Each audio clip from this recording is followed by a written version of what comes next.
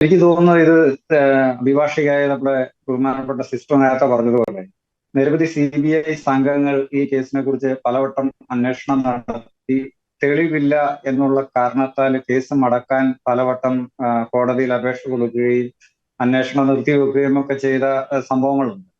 അതിന്റെ അവസാന ഘട്ടത്തിലാണ് കോടതിയിൽ നിന്ന് രൂക്ഷമായ വിമർശനം വന്നതിനെ തുടർന്ന് നന്ദകുമാരൻ നായരുടെ നേതൃത്വത്തിലുള്ള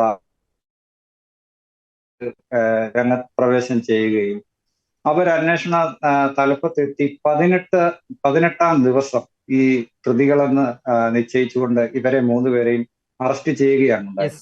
പക്ഷെ അതിനു മുമ്പ് ഈ CBI സംഘം സ്വീകരിച്ച ഒരു തന്ത്രപരമായ നീക്കമുണ്ട്.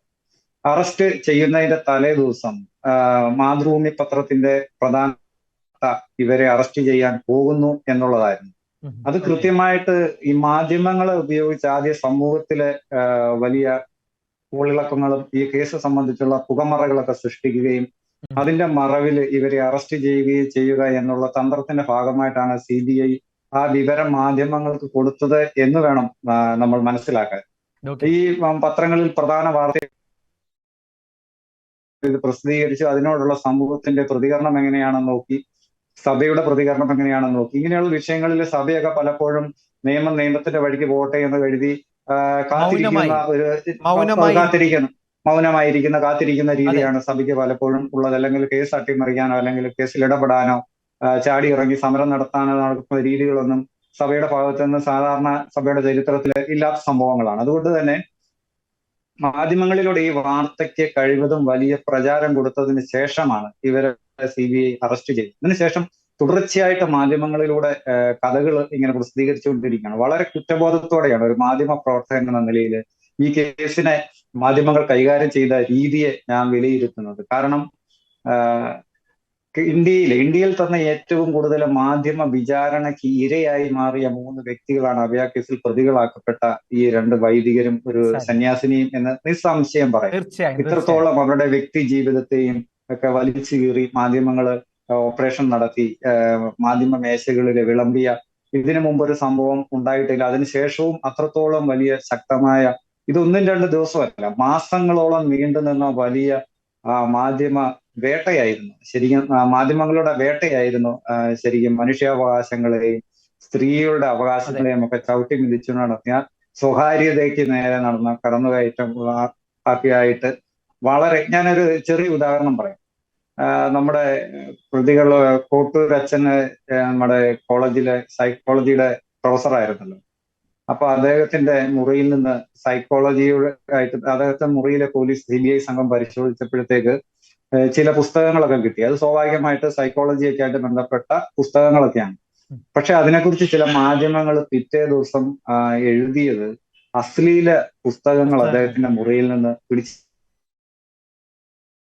നികൃഷ്ടമായ രീതിയിലാണ് വാർത്ത. അത് മാത്രമാണ് ജോൺസൺ, നാർക്കോ അനാലിസിസിന്റെ വീഡിയോ നമ്മുടെ മുമ്പിൽ ഉണ്ടല്ലോ.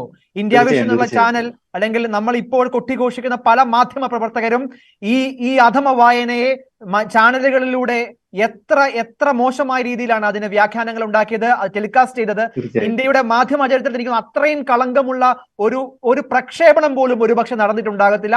അതിൽ വലിയ വൻപ് പറഞ്ഞ ആളുകളൊക്കെ ഇന്ന് മലയാളത്തിലെ മുഖ്യധാര ചാനലിന്റെ തലപ്പത്തിരിക്കുന്നുകൊണ്ട് ഇപ്പോൾ അവർ ആദർശം വിളമ്പുന്നുണ്ടെന്നതാണ് മറ്റൊരു യാഥാർത്ഥ്യം.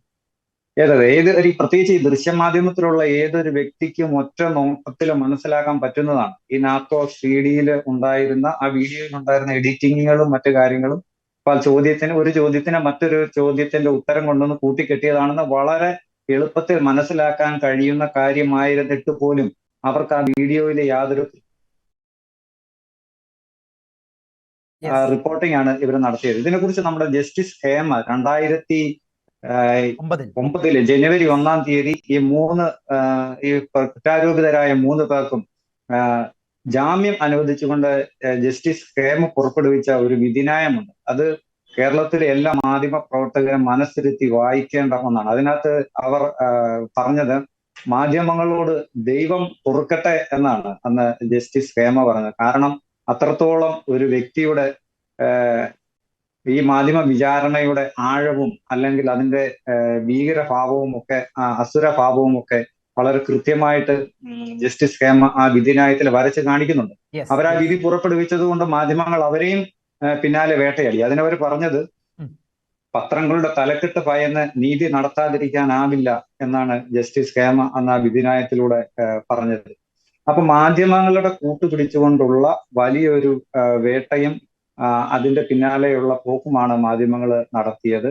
അത് അവരുടെ കച്ചവട താല്പര്യങ്ങള്, അതുപോലെ തന്നെ കത്തോലിക്ക സഭയോട് ഉണ്ടായിരുന്ന ഏതെങ്കിലുമൊക്കെ രീതിയിലുണ്ടായിരുന്ന വിദ്വേഷവും അവരെ താറടിച്ച് കാണിക്കുവാനുള്ള ശ്രമങ്ങളും, അല്ലെങ്കിൽ വൈദികരോട് സന്യസ്തരുടെയും അന്തസ്ഥിതിച്ച് കാണിക്കുവാനുള്ള ശ്രമങ്ങളും. അപ്പൊ അതിനോട് താല്പര്യമുള്ള എല്ലാവരും ഈ പക്ഷത്തേക്ക് ചേരുകയും ഇവരെ കൂട്ടായിട്ട് ആക്രമിക്കുകയുമായിരുന്നു എന്നാണ് മനസ്സിലാകുന്നത്.